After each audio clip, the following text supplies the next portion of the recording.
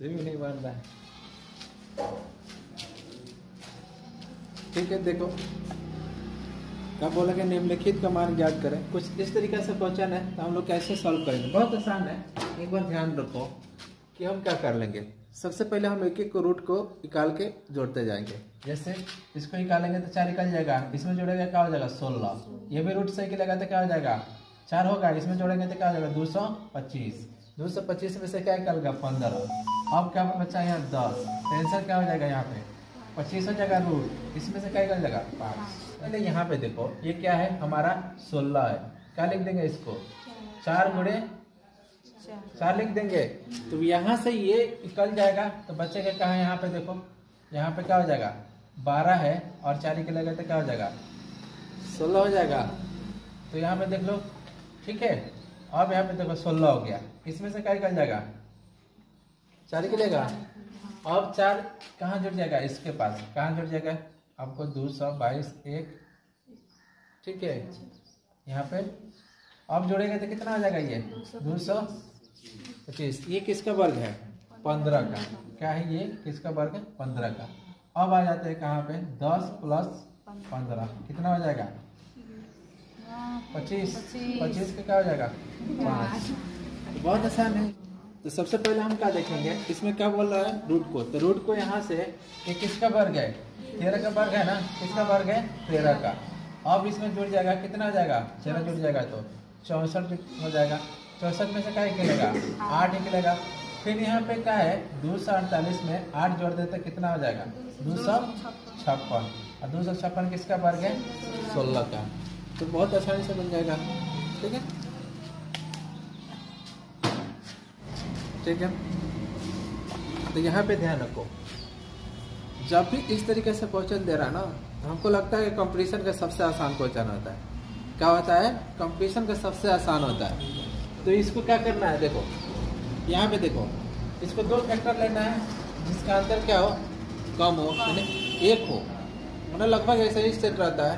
तो 2 फैक्टर क्या हो सकता है 8 और 7 हो जाएगा। अब इसमें क्या है जब प्लस रहे तो बड़ा वाला आंसर हो जाएगा, क्या हो जाएगा बड़ा वाला हो जाएगा, और यहाँ माइनस रहे तो छोटा वाला आंसर हो जाएगा। तो आंसर क्या हो जाएगा इसका 8 हो जाएगा। अब होगा कैसे, कई तरीके से फॉर्मूला से भी प्रूफ कर लो, या हम लोग क्या कर लेते हैं एक टर्म, ये जो टर्म है ना इस टर्म को हम मान लेते हैं x, मान के भी प्रैक्टिस कर लेंगे।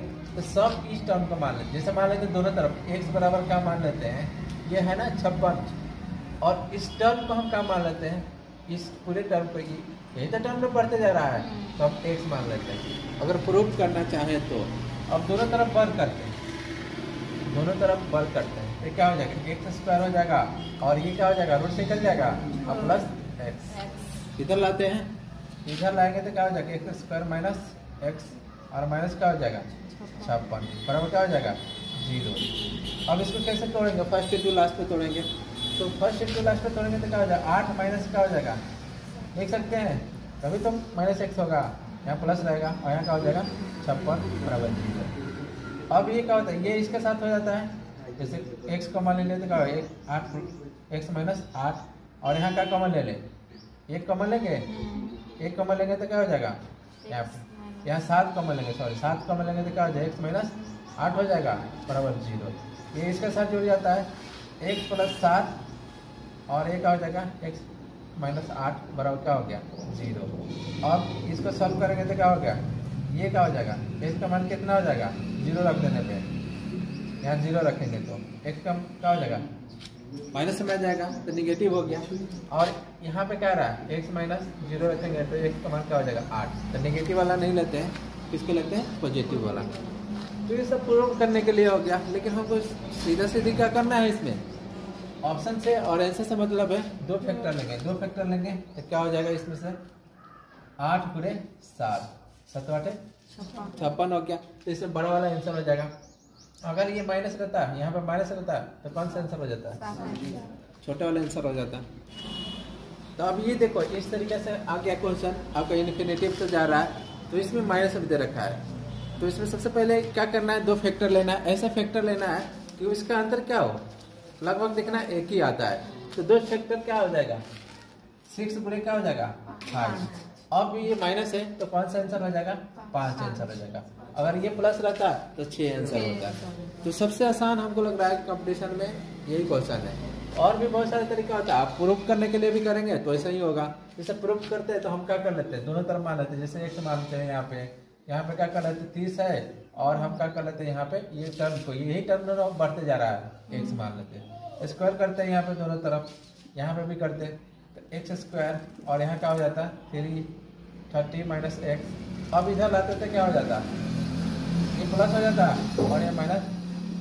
अब तोड़ते तो तोड़ेंगे तो क्या हो जाएगा, क्या लिखेंगे यहाँ पे, देखो यहाँ पे 6 लिखेंगे, 6x माइनस क्या हो जाएगा 5 पे, और यहाँ पे -30 बराबर 0। इसको सब करेंगे, हम कर x लेते हैं तो क्या हो जाएगा x + 6 हो जाएगा, और यहाँ क्या लेना होगा -5, और यहाँ क्या हो जाएगा x + 6 बराबर 0। ये इसके साथ जुड़ेगा तो x माइनस ये हो जाएगा, और ये क्या हो जाएगा, फिर देख लेते हैं, चलो इसको ऐसे लिख लेते हैं, हो जाएगा ना। फिर क्या हो जाएगा बराबर 0 दोनों को। अब देख लेते हैं, इतना बराबर 0 लिख देंगे तो x का मान क्या हो जाएगा 5। यहाँ पर लेंगे तो क्या हो जाएगा x + बराबर 0, तो x का मान क्या हो जाएगा माइनस, तो माइनस में आता नहीं है, इसलिए इसका निगेटिव रहे तो क्या होगा छोटा वाला हो जाता है, और पॉजिटिव रहे तो बड़ा वाला हो जाता है।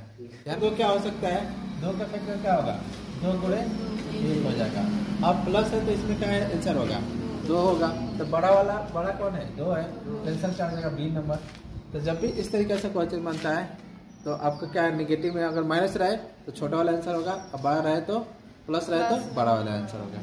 ठीक है, तो पहले हम लोग देखेंगे कि अगर हमारे पास फैक्टर मिल रहा है तो हम तो बना लेते हैं। अगर मान लेते हैं यहाँ 5 रहे, अगर मान लेते हैं यहाँ पे 5 रहे, ठीक है 5 रहे, तब क्या होगा, इस तरीके के लिए एक स्टैंडर्ड फार्मूला नोट कर लीजिए। उससे पहले हम लोग क्या कर लेते हैं, इसको प्रूव कर लेते हैं कि हमारे 2 कैसे आ रहा है। तो ये फार्मूला होता है, क्या होता है प्लस माइनस 1 प्लस क्या होता है √4a प्लस क्या होता है 1/2 होता है।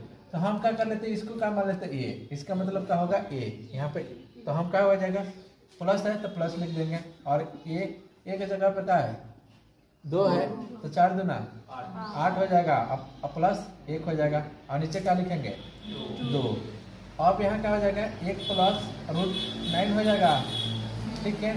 अब यहाँ से कितना निकल जाएगा 1 प्लस यहाँ से 3 निकल जाएगा 3, तो क्या हो जाएगा 4 बटे क्या हो जाएगा 2, आंसर क्या आ गया 2। तो ये स्टैंडर्ड फार्मूला आपको दिमाग में रखना है। क्या दिमाग में रखना है कि जब भी अगर प्लस रहता है तो प्लस वाला लेंगे।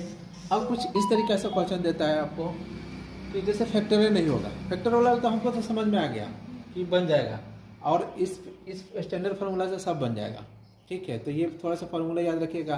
तो जैसे √5 आ गया, 7 आ गया, जैसे कि कोई फैक्टर नहीं हो रहा है तब तो हमको किससे बनाना होगा, इससे बनाना होगा।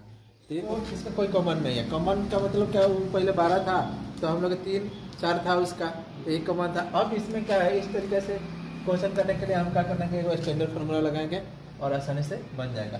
तो देखो ये का मतलब क्या हो गया, यहाँ पे 7, तो सबसे पहले क्या लिखेंगे प्लस माइनस लिखेंगे, और यहाँ पे क्या हो जाएगा 7 चौके क्या हो जाएगा 28 से क्या हो जाएगा 29 बटे क्या हो जाएगा 2।